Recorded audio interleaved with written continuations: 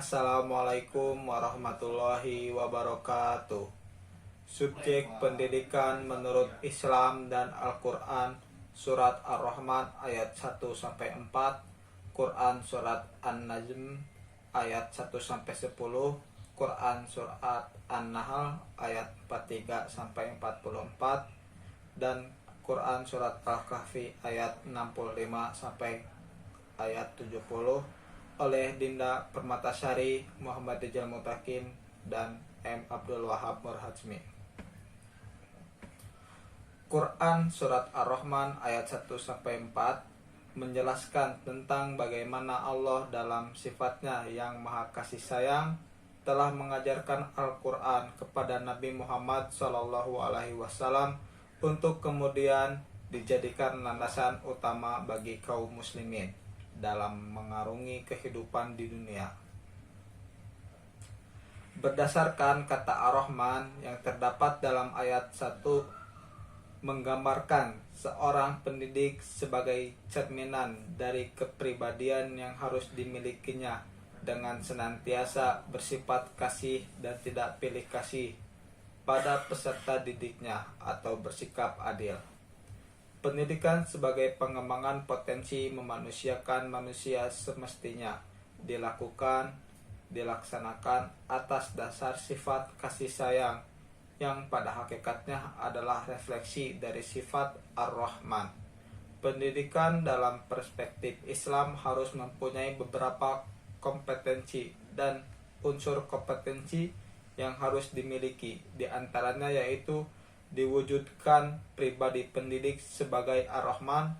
Kompetensi tersebut termasuk dalam kompetensi personal religius yang menyangkut kepribadian agamis pendidik yang mempunyai sifat amanah, jujur, kasih sayang, dan sebagainya.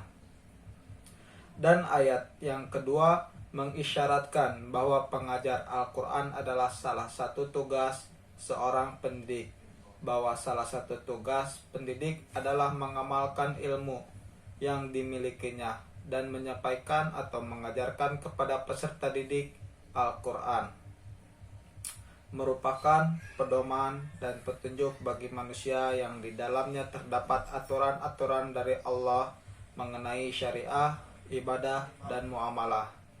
Dengan berpedoman dan mengamalkan apa yang diajarkan di dalam Al-Quran, maka akan diperoleh kebahagiaan di dunia dan akhirat, seperti firman Allah dalam halnya menyampaikan ilmu pengetahuan. Unsur kompetensi yang terdapat dalam pembahasan ini adalah kompetensi profesional, yaitu diwujudkan pada kemampuan pendidik dalam mengajarkan Al-Quran atau yang diartikan sebagai materi pelajaran. Pada ayat ketiga ini disebutkan tentang penciptaan manusia. Manusia adalah makhluk Allah yang paling mulia dalam penciptaannya, karena kesempurnaan bentuk dan potensi yang dimilikinya menjadi pembeda bagi makhluk lainnya. Dengan keistimewaan dan kelebihan yang dimiliki, maka dalam Al-Quran ditegaskan bahwa tujuan pokok diciptakan manusia adalah mengenal Tuhannya. Quran Surat Az-Zariyat ayat 56. Dengan adanya potensi yang ada di dalam diri manusia, maka Allah menjadikan manusia sebagai khilafah di bumi, karena dengan kelebihan tersebut manusia dapat menjalankan tugas dan tanggung jawab yang telah diamanahkan Allah kepadanya. Seorang pendidik sebelum melakukan proses pembelajaran hendaknya telah menguasai materi yang telah disampaikan, agar nantinya dapat menyampaikan materi tersebut dengan baik dan bisa memahamkan anak didiknya, sekaligus menjadi contoh atau teladan bagi anak didiknya, karena manusia merupakan makhluk yang suka mencontoh atau meniru, sehingga pendidik harus menjaga setiap ucapan dan perbuatannya agar dapat membentuk dan mengembangkan anak didik yang berilmu, berbudi pekerti, luhur, dan menjadi insan kamil.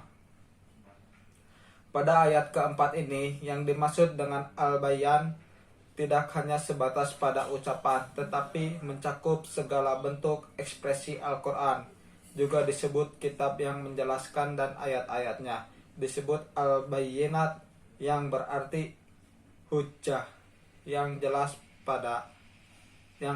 dan pasti. Al-bayan di sini apabila dikaitkan dengan Al-Qur'an dan Al-Insan, maka semakin jelas bahwa hanya manusia yang memiliki potensi al-bayan. Dengan demikian yang menjadi pembeda dan penentu dari apa yang disimbolkannya melalui bahasa, dan dari kemampuan bahasa inilah dimulainya proses peradaban manusia dengan mengembangkan ilmu pengetahuan dan kemampuan pendidik untuk berkontribusi, menjalani kerjasama dan berinteraksi secara efektif dan efisien baik dengan peserta didik, sesama pendidik, orang tua atau wali maupun dengan masyarakat. Kompetensi sosial ini diwujudkan pada kemampuan berinteraksi terhadap anak didiknya dalam mencapaikan materi pelajaran yang dapat menunjang komunikasi edukatif. Quran Surat An-Najm ayat 1-10, wahyu yang dibawa oleh Jibril, yaitu sebagai pedoman hidup manusia, serta menjadikannya petunjuk dan pelajaran bagi manusia, sehingga manusia bisa menjalankan misinya dengan baik, yaitu mengemban amanat Allah Subhanahu wa Ta'ala sebagai khalifah di muka bumi ini. Dengan jiwa yang kuat serta akal yang sehat, manusia akan bisa menjalankan fungsinya dengan baik, baik secara vertikal maupun horizontal.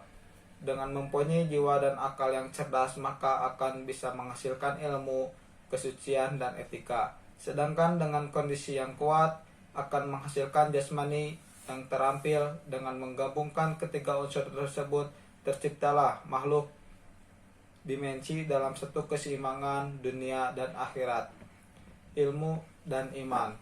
Itu sebabnya dalam pendidikan Islam dikenal istilah adab al-din dan adab al-dunya. Pelajaran untuk bersifat lemah, bodoh, serta selalu mengkaji ilmu, baik yang berhubung dengan agama maupun yang berhubung dengan dunia. Dalam menyajikan materi pendidikan, peran akal sangatlah penting untuk bisa memahami Al-Quran, sehingga manusia berperan dalam menemukan akhirat materi yang disajikan itu, sehingga mereka memiliki dan bertanggung jawab untuk membelanya. Dalam mengajar disarankan untuk saling berhadap-hadapan, karena dengan ini mempermudah bagi si murid untuk menerima ilmu. Dalam Quran Surat An-Nahl ayat 43 dan 44, sebagai pendidik, guru senantiasa mengembangkan kapasitas profesionalnya. Profesional berarti memiliki kemampuan, dan kekuatan sesuai dengan analisis dari kata laki-laki yang berkonotasi pada makna kemampuan dan kekuatan. Quran Surat An-Nahl ayat 43. Kapasitas profesional yang dimaksud adalah berkaitan dengan kompetensi-kompetensi yang harus dimiliki oleh guru.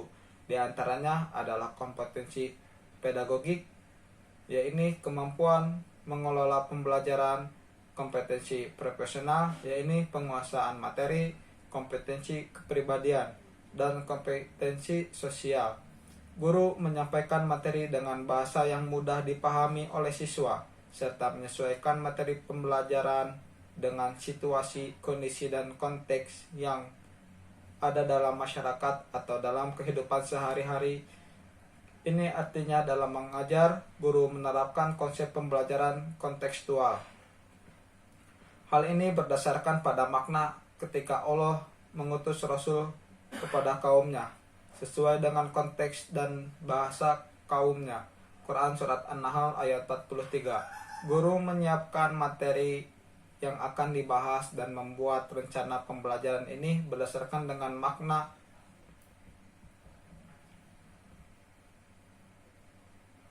peringatan Al-Quran, yang kemudian dianalisakan lebih luas lagi dengan makna materi pelajaran. Sedangkan membuat rencana pembelajaran diambil dari yang mengandung makna mengajar atau kesengajaan untuk melakukan pekerjaan. secara sadar, sehingga mulai sesuatu harus ada rencana termasuk pembelajaran. Jadi secara teknisnya adalah guru membuat rancangan pembelajaran. Quran Surat An-Nahl ayat 44. Guru berkewajiban menjelaskan kepada manusia mengenai ajaran, perintah, dan larangan yang terkandung dalam Al-Quran. Ini artinya dalam mengajar, guru menerapkan pembelajaran tekstual atau menerangkan sesuai teks dan materi. Quran Surat Al-Kahfi ayat 65-70. Manusia itu pada dasarnya sudah dianugerahi oleh Allah Subhanahu wa Ta'ala dua buah kemampuan. Pertama, kemampuan untuk mengajarkan suatu kepada orang lain, walau pengajaran yang dilakukan manusia itu sifatnya terbatas. Kedua, kemampuan untuk menyerap pengajaran dari orang lain. Jika hubungan ke dalam hal pendidikan, maka kedua kemampuan inilah yang akan menjadi kunci bagi sesuatu agar bisa disebut dengan pelaku pendidikan atau yang biasa disebut dengan subjek pendidikan, ucap Nabi Musa alaihissalam. Ini sungguh sangat halus. Beliau tidak menuntut untuk diajari, tetapi permintaannya diajukan dalam bentuk pertanyaan. Bolehkah aku mengikutimu? Selanjutnya beliau menamai pengajaran yang diharapkannya itu sebagai ikutan, yakni beliau menjadikan diri beliau sebagai pengikut dan pengajar. Beliau juga menggarisbawahi kegunaan pengajaran itu untuk dirinya secara pribadi, yakni untuk menjadi petunjuk baginya. Di sisi lain, beliau mengisyaratkan keluasan ilmu hamba yang saleh itu, sehingga Nabi Musa alaihissalam hanya mengharap kiranya dia mengajarkan sebagian dari apa yang telah diajarkan kepadanya. Penghormatan seorang peserta didik terhadap seorang pendidiknya telah dicontohkan oleh Nabi Musa alaihissalam terhadap Al-Khidir. Di antara bentuk-bentuk penghormatan Nabi Musa alaihissalam terhadap Al-Khidir adalah berbicara dengan lemah lembut, tidak banyak bicara, dan menganggap Al-Khidir lebih tahu daripada dirinya. Berdasarkan dari kisah di atas, dapat diambil beberapa nilai pendidikan, diantaranya bersabar dan tidak terburu-buru dalam mendapatkan kebijaksanaan dari setiap peristiwa yang dialami.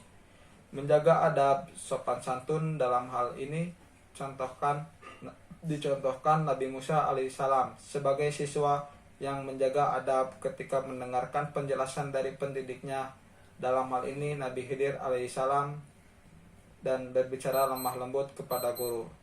Islam memberikan kedudukan yang istimewa kepada pendidik. Siswa harus menghormati setiap pengajar yang diberikan oleh gurunya. Mungkin cukup sekian presentasi dari kelompok kami, yaitu Dinda Permatasari, Muhammad Rijal Mutakin, dan M. Murhazmi Abdul Wahab. Kurang lebihnya mohon dimaafkan. Billahi taufiq wal hidayah. Wassalamualaikum warahmatullahi wabarakatuh.